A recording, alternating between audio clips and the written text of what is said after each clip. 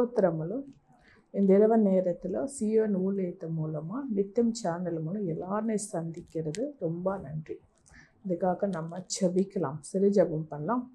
ஸ்தோத்திரமுலோ ஆண்டவரே, என் தேவனா இருக்கிற கர்த்தாவே, இந்த இரவு நேரத்தில் ஆண்டவரே நாங்கள் ஜெபிக்கிறோம் ராஜா. ஆண்டவரே, இந்த நிகழ்ச்சி பார்க்குற ஜனங்கள் கண்டு அவங்களோட நீ பேசும் ஆண்டவரே. நீ பேசாத கல்லும் மரமோ இல்லை, வார்த்தைகளினால நீங்கள் பேசணும்னு சொல்லி நான் ஜெபிக்கிறோம் ஆண்டவரே. ஆண்டவரே ஆண்டவரே இந்த நிகழ்ச்சி பார்க்குறவங்களுக்கு ராஜா, நாக்குக்குள்ள ஆண்டவரே ஒரு இன்ஃபெக்ஷன் இருக்கு ஆண்டவரே. நாக்குக்குள்ள ஒரு கட்டி வந்திருக்குது ஆண்டவரே. அந்த கட்டினால் சாப்பிட்றதுக்கு கூட கஷ்டப்படுற ஒருத்தர் நான் பார்க்குறேன் ராஜா. ஒரு மகளை நான் பார்க்குறேன் ராஜா. ஆண்டவர் சொல்கிறாரு, மகளே நீ முட்டி போட்டு ஜெபிக்கும் போது கர்த்தர் அந்த கட்டியை இயேசு நாமத்தில் ரிலீஸ் பண்ணுறாரு. இந்த நிகழ்ச்சி அப்புறம் கர்த்தர் நல்லவர் ஆண்டவர் யாருக்கோ ஒருத்தருக்கு தலையில் காயமாகிட்டு இருக்குது. அந்த காயமாகி ரொம்ப கஷ்டப்பட்டு இருக்கிறாங்க. அந்த காயத்தையும் இயேசு நாமத்தில் நீங்களை தொட்டி நீ இப்படி ஆண்டவர் விடுதலை கொடுத்து காயத்தை ஆண்டவரே நீ மாண்பதுக்காக நன்றி செலுத்துக்கிறோம். இயேசு நாமத்தில் நாங்கள் ஜெபிக்கிறோம் பிதாவே, ஆமென். விசுவாசத்தை பற்றி நம்ம பேசுகிறோம். விசுவாசம் అనేది எப்படிப்பட்ட ஒரு விசுவாசம்? மத்தேயு சுவார்த்தை 8வது அதிகாரத்திலும் 23-27 வரைக்கும் நம்ம பார்த்தீங்கன்னா, கடைக்குள்ளே இருக்கிற இயேசு அமர்ந்து தூங்கிட்டு இருக்கிறார். கடையில் அவர் தூங்கிட்டு இருக்கிறார். அவரும் ஒரு சேஷவிகளையும் அவர் தூங்கிட்டு இருக்கும்போது பகமட்சியமான ஒரு மழையும் அப்படியே ஒரு காத்தையும் வந்தது. குந்த நெருப்பு வந்தது. கடைக்குள்ள கந்த நெருப்புல வந்து அவர் போகிற அந்த போட் அப்படியே நடக்கும்போது அவர் ரொம்ப அந்த சீஷர்களை பயந்து இயேசுவே இயேசுவேன்னு கூப்பிடும்போது இயேசு நீக்கி, எதுக்கு நீங்கள் பயப்படுறீங்க அல்ப விசுவாசல ஜனமா, எதுக்கு நீங்கள் பயப்படுறீங்க, நான் இருக்கிறேன்னு சொல்லி வார்த்தைகளினாலும் கை நீக்கும் போது அந்த கொந்த நெருப்புல இருக்கிற அந்த மலையும் அந்த காத்தையும் அப்படியே அடங்கியது. அதை பார்த்தின சேஷர்களும் ரொம்ப பயந்து, எப்படிப்பட்ட ஒரு கடவுளாக இருக்கிறார், இவரை பார்த்தாலே காற்று பயப்படுது, மழை பயப்படுதுன்னு சொல்லி அவரை அப்படியே அதிசயமாக பார்த்துட்டாங்க. என்ன சொல்கிறேன்னா, நம்ம தேவன் நம்ம குடும்பத்துக்குள்ளே அப்படிதான் ஒரு கஷ்டம் காணப்படும். ஒரு குந்த நெருப்பு மாதிரி ஒரு புயல் வரும், ஒரு காற்று வரும். அப்படிப்பட்ட ஒரு சுனாமி போல் வீட்டுக்குள்ளே கடந்து வரும்போது நீங்கள் கஷ்டப்படக்கூடாது. உங்கள் இயேசு பெரியவர். திடீர்னு உங்கள் வீட்டுக்குள்ளே ஒரு ஆக்சிடெண்ட் நடக்கும், கால் உடைஞ்சிச்சு ஒரு செய்தி வரும், இல்லை ஏதோ ஒன்று கடன் பிரச்சனை ஆயிடுச்சுன்னு ஒரு செய்தி வரும். திடீர்னு நல்லா இருக்க வேலை ஒன்று விட்டு போயிடும், நல்லா இருக்க குடும்பம் பிரிஞ்சிடுவீங்க, நல்லா வாழ்கிற கணவரும் மனைவர் 2 பேரும் பிரிஞ்சு வாழுவீங்க. இதெல்லாம் பார்த்து நீங்கள் பார்த்து பயப்படாமல் என் தேவன் இருக்கிறார், என் தேவன் எனக்கு உதவி பண்ணுவாருன்னு சொல்லி அந்த விசுவாசத்துக்குள்ளே நீங்கள் கடந்து வரும்போது தேவன் உங்களை ஆசீர்வதிப்பார். எங்களுக்கு ஒரு கஷ்டம் வந்ததோ, எங்களுக்குள்ள ₹1 பணம் இல்லை, பைசா இல்லை, ரொம்ப கஷ்டமான காலம் நெருக்கடம் வந்தபோது நான் கர்த்தரோட சமுதாயத்தில் விசுவாசத்தை கூட நான் ஜெபம் பண்ணிட்டேன். கண்ணீரோடு நான் ஜெபிக்கும் போது ஒரு வாரத்தில் எத்தனையோ நாள் நமக்கு பணம் கொடுக்கலாம் ஒருத்தர் அந்த நாளில் பணம் கொடுத்துட்டார். நம்ம தேவன் அப்படிப்பட்ட ஒரு தேவனாக இருக்கிறார், அப்படிப்பட்ட ஒரு கர்த்தராக இருக்கிறார். அப்படிப்பட்ட இயேசு நம்மோட இருந்தவர். அப்படிப்பட்ட கஷ்டத்துக்குள்ளே நீங்கள் கடந்து போயிட்டு இருக்கலாம், அப்படிப்பட்ட வேதனைக்குள்ளே நீங்கள் கடந்து போயிட்டு இருக்கலாம். வேலையில் நல்லா வசதியாக இருக்கும், ஒரு 2 லட்சம் சம்பாதனை வந்துட்டு இருக்கும், திடீர்னு வேலையில் நினச்சி போயிட்டு இருக்கலாம். இல்லை திடீர்னு ஒரு வியாதி உங்கள் வீட்டுக்குள்ளே சுமந்து இருக்கலாம், ஏதோ ஒரு வியாதி கேன்சர்ன்னு சொல்லி வரலாம், இல்லை ஹார்ட் ப்ராப்ளம்னு சொல்லி ஏதோ ஒரு நோய் உங்களை தொடங்கிட்டு இருக்கலாம். அப்படிப்பட்ட ஒரு கஷ்டம், அப்படிப்பட்ட ஒரு கண்ணீர், அப்படிப்பட்ட வேதனை உனக்கு வீட்டுக்குள்ளே வரும்போது நீங்கள் கர்த்தர் மேலே விசுவாசமாக இருந்து கடந்து போகும்போது இயேசு உங்களை ஆசீர்வதிப்பார். அந்த நேரத்தில் கூட நீ விசுவாசமாக இருக்கணும். நம்ம யோபு எத்தனையோ கஷ்டங்கள், எத்தனையோ கண்ணீர்கள், அவருக்கு இருக்குதெல்லாம் இழந்து போனார். அவர் ஆடுகள், மேடிகள், உதிரிகள் எல்லாமே உள்ள விட்டு போயிடுச்சு. அவரோட பிள்ளைகள் கூட இறந்துட்டாங்க. உண்மையாக இருந்தார். அவரோட மனைவி தான் அவரோட இருந்தது. மனைவி சொல்லுது, யோபு 2 நாளில் உன்னை உயிரை விட்டு நீ அந்த உயிரை விட்டு அந்த கர்த்தரை நீ தூஷியன்னு சொல்கிறாங்க. அதுதான் சைத்தானோட பிளான் யோபு மேலே இருந்து. யோபு சொல்கிறார், அந்த நேரத்தில் கூட யோபு கலங்காம வேதனைப்படாமல் அந்த தேவனை மேலே விசுவாசத்தை கூட தனக்கு தானே நிந்தித்துக்குனி தனக்கு தானே பேசிக்குனி அவருக்கெல்லாம் அவர் வேதனைப்படுறாரு தவறா இயேசு தேவனை மேலே விசுவாசத்தை விடுறான். கடைசியில் பார்த்தீங்கன்னா 2 மடங்கு ஆசீர்வாதத்தை அவங்களுக்கு வந்தது.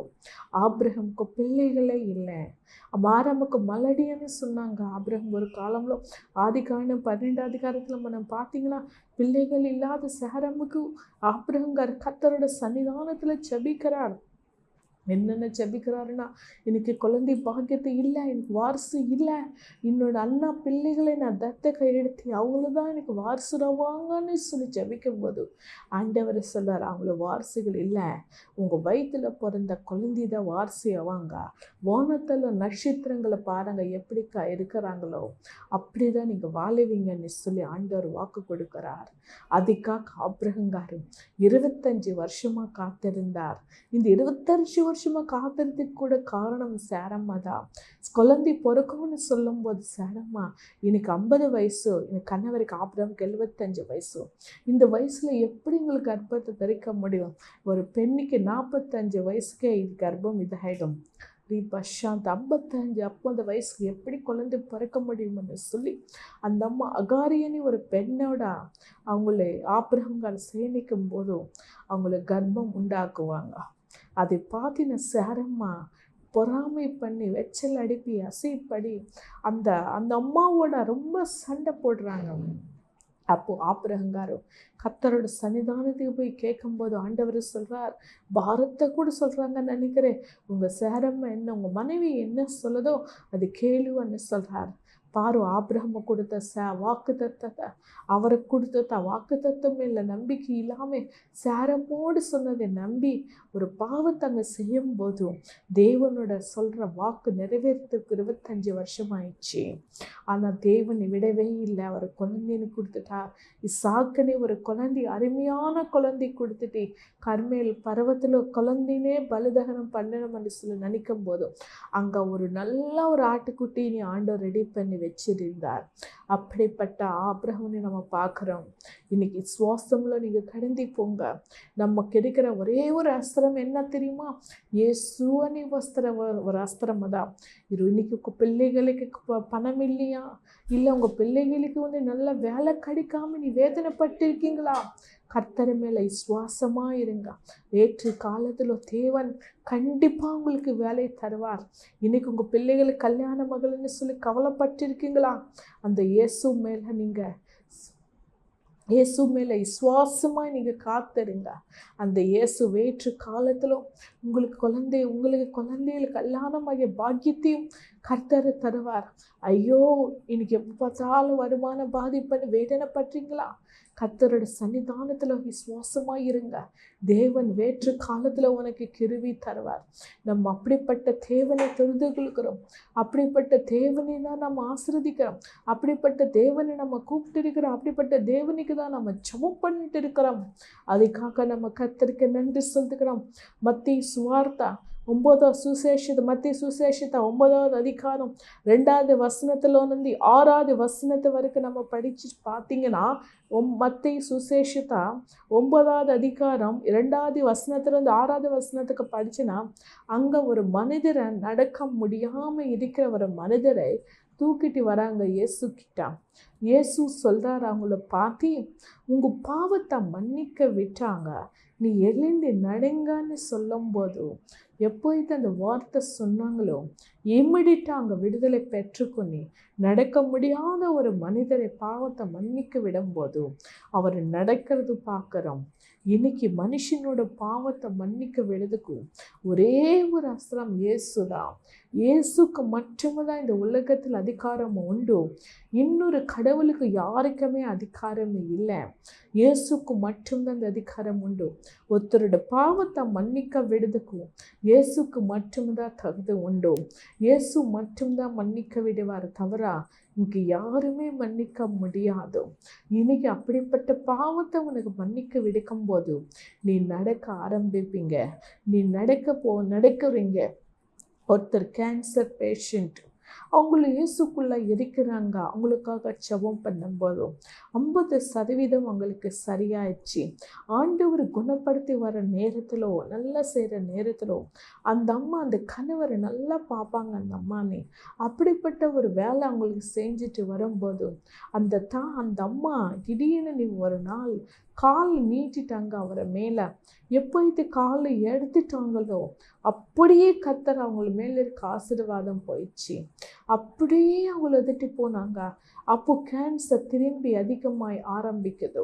அப்போ அவங்களுக்கு கர்த்தரோட சன்னிதானத்தில் ஜெபிக்கும் போது ஆண்டவர் சொன்னாரா, நீ இப்படி செஞ்ச காரியத்தை நிமித்தம் தான் அவனுக்கு கேன்சர் வளர்ந்தது, ஆனால் இப்போ ஒன்று மன்னிக்கிறேன்னு சொல்லும்போது மன்னிக்க விட்டார். நம்ம தேவன் செய்கிற பாவத்தையும் நம்ம மன்னிக்க விடுற தேவன் தான். அப்படிப்பட்ட தேவனை நம்ம முட்டி போட்டு கர்த்தரோட சன்னிதானத்திலும் நம்ம பாவத்துக்காக நம்ம ஜெபம் பண்ணிட்டோம்னா தேவன் நம்ம மன்னிக்க விடுவார். யாருன்னு எந்த பாவமானாலும் ஒரு எபிச்சாரி ஒரு கூட்டத்தில் நாங்கள் பேச போட்டு இருக்கும்போது எல்லா செய்தியெல்லாம் முடிச்சிட்ட அப்புறம் ஒரு எபிச்சாரி இருக்கிற ஒரு பெண் எழும்பி சொல்கிறாங்க, நான் எபிச்சாரம் பண்ணுவேன், என்னோட வயிற்று வலிக்காக இந்த வயிற்றுக்காக நான் டெய்லி எபிச்சாரம் பண்ணி சம்பாதித்த சாப்பாடில் தான் என்னோட ரத்தத்தை இந்த சாப்பாடை உண்டும். ஆனால் இன்னைக்கு அந்த கடவுள் இயேசு மனிதர் செய்கிற பாவத்தை மன்னிக்க விடுவார்னு சொல்லி கொடுக்குற அந்த செய்தியை கேட்டு இந்த நாளில் நான் மனம் திரும்புகிறேன். நான் செஞ்சதை பார்த்தா அந்த இயேசு கிட்ட நான் அறிக்கை விடுவேன், இன்னுமேல நான் அந்த பாவத்தை செய்ய மாட்டேன்னு சொல்லி அந்த தாயார் சொன்னாங்க. அப்பயே உங்களை மாறிட்டங்க பாருங்க. விபச்சாரிகள் ஒரு பெண் மனம் திரும்பதை பார்க்குறோம். அதுதான் கர்த்தர். அந்த உலகத்தை இருக்கவங்களை விபச்சாரி பண்ணுறவங்க என்ன பண்ணுவாங்க, 4 கல் போடுவாங்க, நீ செய்கிறது பாவம் பாவம் என்று சொல்லி இன்னும் தூக்கி போட்டுருவாங்க, விதைப்பாங்க, அப்படி செய்வாங்க. ஆனால் இயேசு அப்படிப்பட்ட மனிதர்களை வந்தாலும் அப்படிப்பட்ட அவங்களுக்காக தான் இயேசு இந்த உலகத்துக்கு வந்திருக்கிறாங்க. ரெண்டாவது இன்னொரு செய்தி இங்கே கொடுக்கும்போது திருடி பண்ணுற வாலிபன பசங்கள் 2 பேர் வந்தாங்க. அவங்களுக்கு சொன்னாங்க, என்கிட்ட வந்து இந்த கிராமத்துக்குள்ளே நாங்கள் செயின் காணி ஃபோனு காணி எல்லாம் திருடி பண்ணதை நாங்கள் 2 பேர் தான். ஆனால் நாங்கள் 2 பேர் திருடி பண்ணுறவன்னு இந்த ஜனங்களுக்கு யாருக்குமே தெரியாது. நாங்கள் நல்லபடியாக காலேஜுக்கு போயிட்டு வரோம், அந்த பசங்க காலேஜுக்கு போயிட்டு வராங்கன்னு சொல்லி நினைக்கிறாங்க தவிர நாங்கள் திருடின்னு தெரியாது. ஆனால் நீங்கள் இன்றைக்கி கொடுத்த இந்த செய்தியில் ஆண்டவர்கிட்ட நீங்கள் மனம் திரும்புங்க, இயேசு உங்களுக்கு படிப்பை தருவார், நல்ல வேலையை கொடுப்பாருன்னு நீ பிரசங்கிக்கும் போது அந்த இயேசு இன்னும் நீங்கள் இருதயத்தை தொட்டுட்டாரு. அம்மா, நாங்கள் உங்கள் முன்னாடி ஒத்துக்கிறோம், கர்த்தரோட முன்னாடி ஒத்துக்கும் போல உங்கள் முன்னாடி நாங்கள் ஒத்துக்கிறோம், இயேசுக்காக நாங்கள் மனம் திரும்புகிறோம், என் பாவத்தும் இயேசு மன்னிக்குவார்கதான்னு சொன்னாங்க. நான் சொன்னேன், எப்போது நீங்கள் மனம் திரும்பட்டும்னு சொல்லி முட்டி போட்டிங்களோ அப்படியே வாய் திறந்து நீ கேட்கும்போது ஆண்டவர் உங்கள் பாவத்தை மன்னிக்க விட்டார்.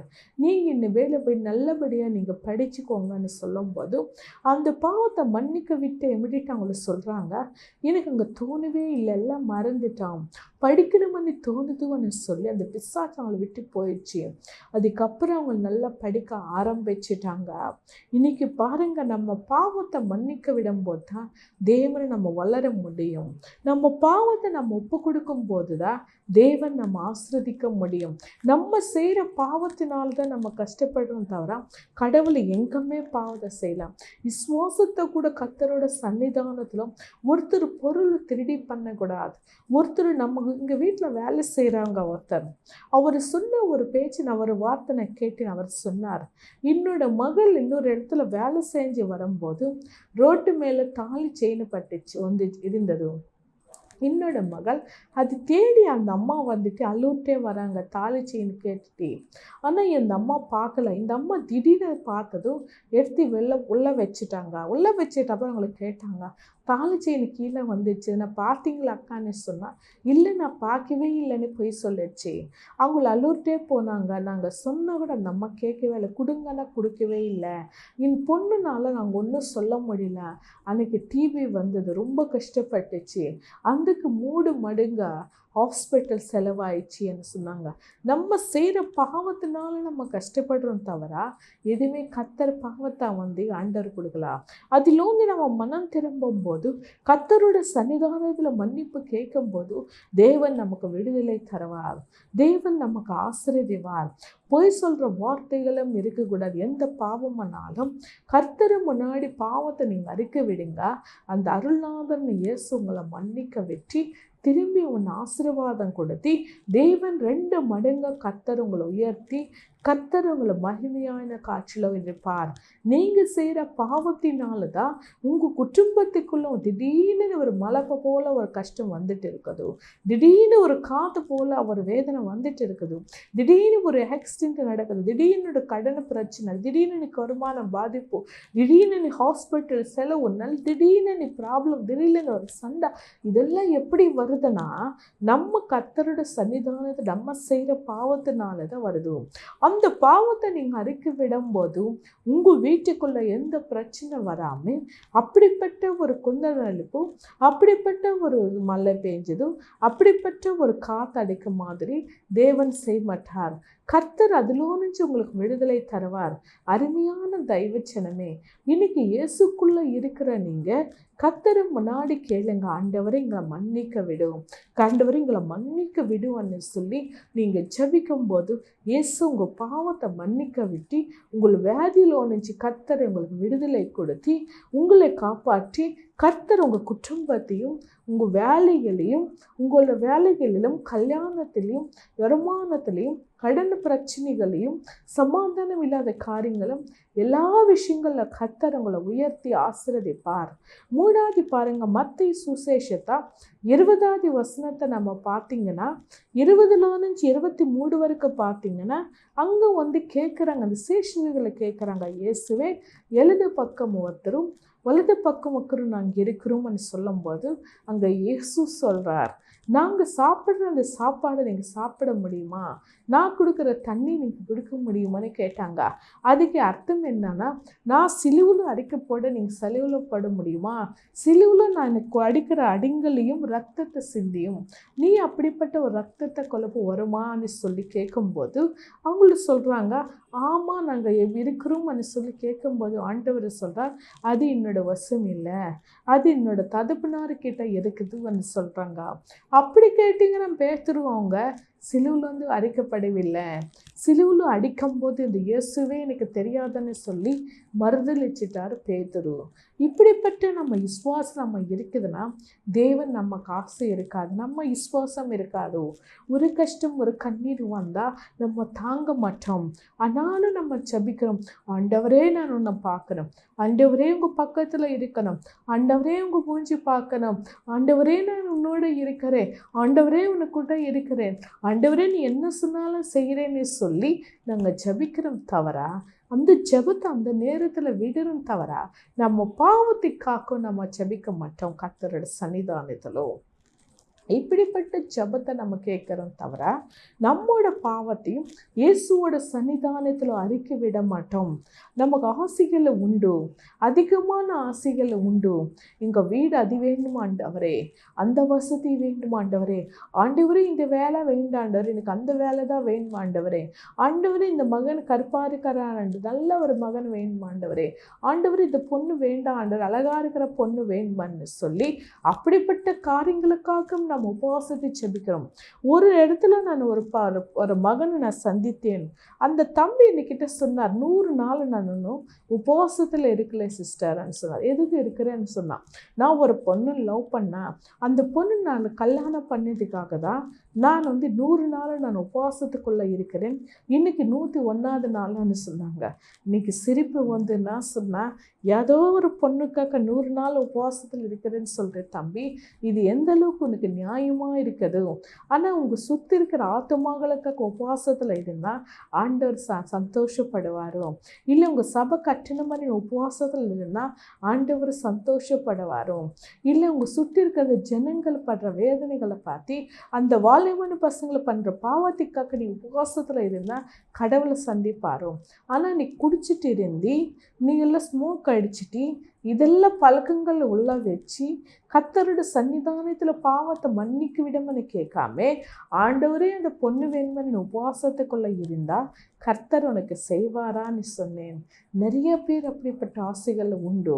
அப்படிதான் இயேசுக்குள்ள ஆசைகளை வச்சு ஆண்டவரே எனக்கு அது வேண்டாம், ஆண்டவரே இது வேண்டாம், ஆண்டவரே எனக்கு அது செஞ்சு கொடுங்க, ஆண்டவரே இது வாங்கி கொடுங்க, ஆண்டவரே இன்னும் இப்படி ஆசிர்வதிக்கும், ஆண்டவரே உங்கள் வீடுக்காரன் எங்கள் வீடு நல்லா இருக்கணும், ஆண்டவரே உங்களை வண்டி வாங்கிட்டாங்க வண்டிக்காரன் என்னோட வண்டி நல்லா இருக்கணும், ஆண்டவரே உங்கள் பிள்ளைகள் எங்கள் பிள்ளைகள் நல்லா இருக்கணும்னு சொல்லி ஆசைகளை கர்த்தரோட முன்னாடி போட்டு நீங்கள் ஜெபம் பண்ணுறீங்க தவிர இயேசுவோட இருதயத்துக்குள்ள என்ன இருக்குதோ, இயேசு என்ன எதிர்பார்க்குறாங்க, அவரோட சித்தம் என்ன இருக்குன்னு நீ கேட்கறது இல்லை. ஆனால் அருமையான செய்வ ஜனமே, விசுவாசத்தினால அவங்க பாவத்தை நீங்கள் அறிக்கை விட்டீங்கன்னா நீங்கள் கர்த்தர் டபுளாக நீங்கள் ஆசீர்வாதம் கொடுப்பார். யோனா பாருங்க, நினிவே பட்டணத்தில் இருக்கிற பாவம் யோனா என்னோட சன்னிதானத்துக்கு வந்தது, அங்கே மரணம் வரப்போது, நீ போய் சொல்லு அந்த ஜனங்களுக்கு யெகோவா தேவன் கோபமாக இருக்கிறார், மரணம் வருது, நாசனம் வருது உங்கள் மேலன்னு சொன்னால் யோனா நமக்கு எதுக்கு எப்படியாவது போகட்டும்னு சொல்லி போட்டு ஏறி அப்படியே ஓடுறார். அப்போ பாருங்க, அப்படிப்பட்ட ஒரு மலை, அப்படிப்பட்ட ஒரு காற்றை வரும்போது அங்கே இருக்க ஜனங்க சொல்கிறாங்க, யாரோ கர்த்தருக்கு விரோதமாய் காரியத்தை செஞ்ச மனிதர் இங்கே இருக்கிறாருன்னு சொல்லி கேட்கும்போது இமிடியட்டாக யோனா எழுந்து, நாதா என் கடவுள் சொன்ன வார்த்தை நான் கேட்கவில்லை, இன்னும் கடையில் போடுங்க, அப்படியே உங்கள் சுனாமி போல வர காத்தையும் மலையும் அடங்கிடும்னு சொல்லும்போது அப்படியே அவரை தூக்கி சீட்டி போடும்போது யோனா பேர் வந்தது. அதுக்கப்புறம் யோனானை தூக்கி வெளியே போட்டும்போது கடையில் போடும்போது ஒரு திமிங்கல பெரிய ஒரு மீன் இருந்தது. அந்த மீன் வயிற்றுக்குள்ள யோனா இருந்து 3 நாள் வச்சு, நான் நினைக்கிறேன் அந்த யோனான் அந்த திமிங்களுக்குள்ள 3 நாளை வச்சு அப்படியே எடுத்துகிட்டு போய் அண்ணாண்ட நினைவு பட்டினம் மேலே போட்டிருப்பாங்க. அந்த உளுந்து இருக்கும், அந்த மீன் வயிற்றுல வந்துச்சு நினைக்கிறேன் யோனா. அப்படிதான் 3 நாள் இருந்தாங்க.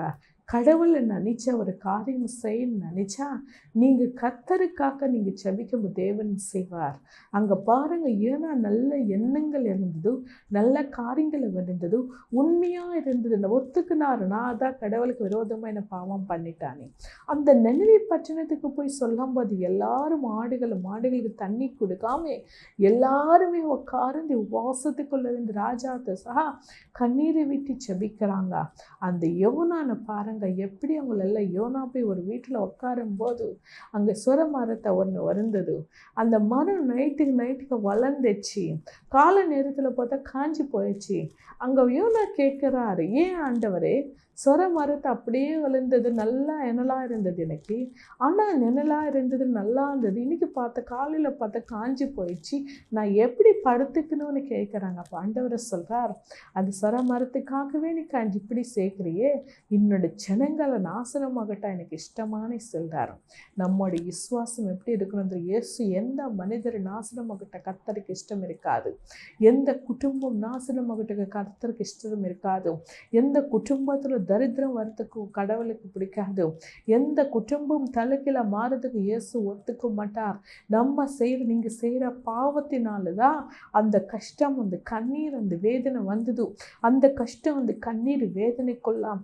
நீங்கள் விசுவாசமாக தேவனோட சந்நிதியில் நீ காத்திருந்து நடந்துட்டு இருக்கனா தேவன் உங்களை விசேஷம் ஆசீர்வதிப்பார். தேவன் விசேஷம் ஆசீர்வதிப்பார். என் கணவர் ஒரு உயர்த்த ஸ்தானத்துக்குள்ள நல்ல வேலையில் இருந்தார், திடீர்னு இந்த வேலை போயிடுச்சு இன்னைக்கு.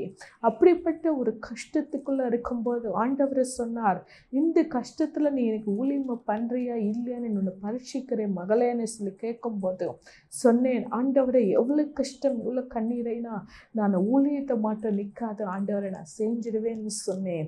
நம்ம தேவன் விசுவாசமாக நம்ம இருந்தான்னா இயேசு நமக்கு உதவி பண்ணுவார். கஷ்டங்களை வரும், கண்ணீர்களை வரும். இன்னைக்கு கர்த்தர் கொஞ்சம் நிலைகளை மாறிச்சு. அப்படிப்பட்ட தேவனை நம்ம ஆராதிக்கிறோம், அப்படிப்பட்ட தேவனை கர்த்தரை நினைக்கிறோம். அப்படிப்பட்ட கஷ்டங்களில் கூட என்னோட பெரிய மகன் கனடா தேசத்தில் படிக்கிறதுக்காக ஆண்டவர் அனுப்பினார். அந்த தேசத்துக்குள்ள ஆண்டவர் ஆசீர்வதிக்கிறார், இப்படி எங்களை ஆசீர்வதிக்கிறார். எவ்வளோ கஷ்டங்கள் கண்ணீர் இருந்தாலும் தேவனோட தேவனுடைய சந்நிதியில் விசுவாசமாக நம்ம காத்திருந்தா தேவனை நம்ம நடத்துவார், நம்மை உயர்த்துவார், நம்ம ஆசீர்வதிப்பார். விசுவாசம் நமக்கு பெருசாக இருக்கிறோம். விசுவாசத்துக்குள்ளே தான் நம்ம கடந்து போனோம். விசுவாசம் பெருசும். அந்த விசுவாசத்தில் நம்ம இருங்க. தேவனை விசேஷமாக உங்களை ஆசீர்வதிப்பார். கடலை போல இருந்தாலும், வனல் போல வந்தாலும், மலை போல ஏஞ்சாலும், காது போல வந்தாலும், அதுக்குள்ளே நீங்கள் விசுவாசமாக நீ காத்திருந்து உன் பாவத்தை கர்த்தரோட சமுதாயத்தில் நீங்கள் மன்னிக்கும் கேட்கும்போது தேவனை விசேஷமாக உங்களை ஆசீர்வதிப்பார். நம்ம ஜெபிக்கலாம். ஆண்டவரே உமக்கு நன்றி. ஆண்டவரே ஏசையா உமக்கு நன்றி ராஜா.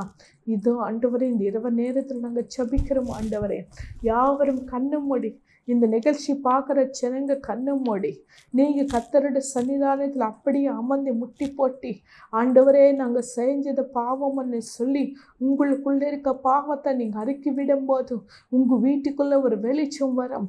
உங்கள் வீட்டுக்குள்ளே ஒரு விடுதலை வரும். உங்கள் வீட்டுக்குள்ளே அனல் போல இருக்கிற காரியங்களை மாறும். உங்கள் வீட்டுக்குள்ளே மலை போல வர கஷ்டங்களை மாறும். உங்கள் வீட்டுக்குள்ளே காற்று போல வர காரியங்களை மாறும். அப்படியே ஆண்டவர் சுனாமி போல இருக்கிற வேதனைகளை மாற்றி தருவார். இப்போ முட்டி போட்டு நீங்கள் செபிக்கும் போது இந்த நிகழ்ச்சி பார்க்குற நீங்கள் முட்டி போட்டு செபிக்கும் போது தேவன் ஒருவனை பற்றி ஆவியோடு நம்ம செபிக்கலாம். ஒன்று பாவத்திலிருந்து நீங்கள் மறிக்க விடும் போது இயேசு விசேஷமாக உங்களை ஆசீர்வதிப்பார். எந்த பாவமானாலும் மனிதனில் மன்னிக்க முடியாத பாவமாக இருக்கலாம், இல்லை ரொம்ப வருஷமாக ஒரு தாழ்த்தனை பேசாமல் இருக்கிற பாவமாக இருக்கலாம், இல்லை உங்களுக்குள்ள பறமையாக இருக்கலாம், உங்களுக்குள்ள அசையாக இருக்கலாம், உங்களுக்குள்ள எபிச்சாரமாக இருக்கலாம், உங்களுக்குள்ள திருடியாக இருக்கலாம், உங்களுக்குள்ள பொய் சொல்ற நாக்குகாய் இருக்கலாம். எந்த பாவமானாலும் தேவனோட சன்னிதானத்தில் இன்னைக்கு அறிக்கை விடுங்க. நீங்கள் அறிக்கை விடும்போது அந்த இயேசு உங்களுக்கு விடுதலை தருவார். அந்த இயேசு உங்களை தொற்றுவார். இயேசு உங்களை ஆசீர்வதிப்பார். இந்த நேரத்திலும் நீங்கள் ஜெபிக்கும் போது எப்படிப்பட்ட வியாதியினாலும், முதுடி வலியினாலும், எலும்பு வலியினாலும், கேன்சர்னாலும், தைராய்டனாலும், சுகரனாலும், பிபியானாலும், உங்களுக்குள்ள தலைவலியாக இருக்கலாம், சைனஸாக இருக்கலாம், கர்ப்ப நோயாக இருக்கலாம், நீ மலடியாக இருக்கலாம், குழந்தை பாக்கியம் இல்லாத இருக்கலாம், எப்படிப்பட்ட வேறு நெஞ்சு வலி இருக்கலாம், எப்படி கேஸ்ட்ரிக் ட்ரபிளாக இருக்கலாம், எந்த வேலைனாலும் இயேசு நாமத்தில் தேவன் இன்னைக்கு ரிலீஸ் பண்ணுறார். உங்கள் பாவத்தை நீங்கள் அறிக்கை விடும் போது, தேவனோட சன்னிதானத்தில் நீங்கள் கேட்கும் போது, தேவன் சேவன் சன்னிதானத்தில் நீ கதறி கலரும் போது தேவன் இன்னைக்கு விடுதலை தருவார். ஐயோன்னு சொல்லி உன்னோட பிள்ளைகள் கல்யாணமாகி இல்லை பாக்கியத்தை இல்லையா, இல்லை உங்கள் பிள்ளைகளை உங்கள் வீடு விட்டு போயிட்டாங்களா, இல்லை உனக்கு கடன் அதிகமாக இருக்குதா, இல்லை வருமான பாதிப்பு அதிகமாக இருக்குதா, அப்படிப்பட்ட கஷ்டங்களை நீ காணப்படுறீங்களா, இன்னைக்கு உங்கள் பாவத்தை நீங்கள் அறிக்கை விடுங்க.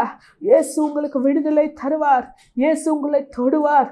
இயேசு உங்களுக்கு விடுதலை தருவார். இந்த நிகழ்ச்சி பார்க்குற ஒரு அம்மா நீ அழுறீங்க, உன்னோட மகள் மாமியார் வீட்டுக்கு போகல, அவங்க வீட்டில் தங்கியிருக்கிறாங்க, கணவரை வீட்டை வெறுக்கிறாங்க, அந்த வேதனைக்குள்ளே காணப்படுது, சுற்றி இருக்கிற ஜனங்கள் கொடுக்குற அவமானம் தாங்கப்படுது. ஆண்டவர் சொல்கிறாரு, மகளே மகளே உங்கள் ஜெபத்தை கேட்கப்படுது. ஆண்டவர் சொல்கிறார், அந்த சீக்கிரத்திலே உன்னோட மகள் மாமியார் வீட்டுக்கு போகிற கிருபை தருவார். அங்கே அவங்க மாப்பிள்ளை மாற்றி தருவார். அவருக்கு இருக்கிற கடன பிரச்சனைகளை மாற்றி தருவார் தேவன். அப்படிப்பட்ட தேவனை நம்ம பார்க்குறோம். இன்னைக்கு இயேசு கிட்ட சொல்லுங்க, ஏசையான்னு சொல்லுங்க, இன்னைக்கு இந்த வலியினாலும் ஆண்டவரே மன்னிக்கு விடும் ஆண்டவர். அச்சா எவ்வளோப்பட்ட கண்ணீரோடு இருக்கிறான்னா மன்னிக்கு விடும் ஆண்டவரே. அவங்களுக்கு துக்கத்தை மாற்றாண்டவரே. ஆண்டவரே அவங்களுக்கு இருக்கிற துக்கம் மாற்றாண்டவரே. ஐயோ அவங்களுக்கு கண்ணீர் விடுறாங்க ராஜா, அவங்கள அழுகுறாங்க ஆண்டவரே. அந்த விசுவாசத்தை அவங்கள மேலே உலர்ந்துட்டும் ராஜா. விசுவாசத்தை ஆவி ஊற்றும் ஆண்டவரே. இப்பொழுது நிகழ்ச்சி பார்க்குற ஜனங்களுக்குள்ள விசுவாசத்தை ஆவி ஊற்றும் ஆண்டவரே. விசுவாச ஆவி ஊற்றப்படட்டும் ராஜா. விசுவாசத்தை ஆவி ஊற்றப்படட்டும் ஆண்டவரே. விசுவாசத்தினால இறங்கட்டும் ராஜா. விசுவாசத்தை ஆவி ஊற்றப்படட்டும் இயேசு. விசுவாசத்தை ஊற்றும் ஆண்டவரே. விசுவாசத்தை ஊற்றும் ராஜா. இப்பொழுது ஆண்டவரே விசுவாசத்தை ஆவி, ஜெபிக்கிற ஆவி ஊற்றப்படட்டும் ஆண்டவரே. யாருக்கோ ஒருத்தருக்கு கர்ப்ப நோய் இருக்குது, கர்ப்பத்தில் ப்ராப்ளம் இருக்குது, உனக்கு அப்படிப்பட்ட ஒரு வேதனையோடு காணப்படுறீங்க. நீங்கள் ஏதோ ஒரு வேதனை, கர்ப்பத்தில் ப்ராப்ளம் இருக்குது, இயேசு நாமத்தில் உங்களை தொடுறார். நீ முட்டி போட்டு செபிக்கும் போது ஒரு ஐஸ் கியூப்ஸ்லாக உங்கள் வயிறு தொடுறாங்க.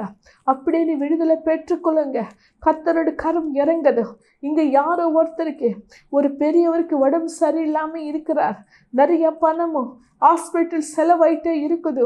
நீ கர்த்தரோட சன்னிதானத்தில் இன்னைக்கு ஜெபிக்கிறீங்க. ஆண்டவர் சொல்றார், என் கணவருக்கு அதிகமான பணம் செலவாயிட்டு இருக்குது, அவருக்கு உடம்பு சரியில்லாமல் இருக்கிறாருன்னு சொல்லி வேதனைப்படுற இருதயத்தை ஆண்டவர் பார்க்கிறார். மகனே, உன்னுடைய இருதயத்தை பார்க்கிறார். உனக்கு இருக்கிற நோய், உனக்கு இருக்கிற கட்டுகள் இயேசு நாமத்துல கர்த்தர் ரிலீஸ் பண்றார். இன்னைக்கு கர்த்தரோட இடத்துல நீங்க ஜெபம் பண்ணுங்க. இயேசு உனக்கு விடுதலை தருவார். பரிசுத்த ஆவியானவருடைய கரம் இறங்கப்படுதே. ஆண்டவரே, ஆண்டவரே, எத்தனையோ மக்கள் வேதனைப்படுறாங்க, கண்ணீர் விடுறாங்க, ஐயோ கஷ்டப்படுறாங்க, துக்கப்படுறாங்க. ஆண்டவரே, அவமானால தாங்க முடியல, கடின பிரச்சனைகள் தாங்க முடியல, வீட்டுக்குள்ள பிரச்சனை, சண்டா, எப்போ பார்த்தாலும் கணவருக்கு மனைவிக்கு சண்டா, ஐயோ தாங்க முடியாத பிரச்சனைகள், பிள்ளைகள் சரியா படிக்கவில்லை, அப்படிப்பட்ட கண்ணீருக்குள்ள காணப்படுறாங்க. ராஜா ரீபா சாந்த ராமா காந்தரபா ரபோம் தரணந்தி ரீமா சாந்தி தியோம் தரணந்தி ரீமா சாந்த ராமா காந்தரபா ரபோம் தரணந்தி ரீமா சாந்தி ரீபா காந்த ரமோம் தரணந்தி ரீமா சாந்தரபா. நீ ஆசிர்வதிக்கட்டும் ஆண்டவரே, நீங்க பேசும் ஆண்டவரே. நித்தம் சேனல் அவங்கள ஆசிர்வதியும் ராஜா. பிரதர்னு விசேஷமா ஆசிர்வதியும் ஆண்டவரே. உன்னோட கருத்துல ஒப்பு கொடுக்கிறேன். எல்லா குடும்பங்களும் உன் கருத்துல ஒப்பு கொடுக்கிறேன் ஆண்டவரே. ரீபா சாந்தரபா ரபோம் தரணந்தி ரீபா. நீ ஆசிர்வதிக்கட்டும் மணி. இயேசு நாமத்தில் நாங்கள் ஜெபிக்கிறோம் பிதாவே, ஆமேன். இந்த நிகழ்ச்சியை பார்க்குற எத்தனை ஜனங்களுக்கும் கர்த்தரோட நாமத்திலும் சியோன் ஊழியத்தை நிமித்தம் நித்தியம் சேனல் நிமித்தம் யாவருக்கும் நன்றி செலுத்துகிறோம். ஆமென்.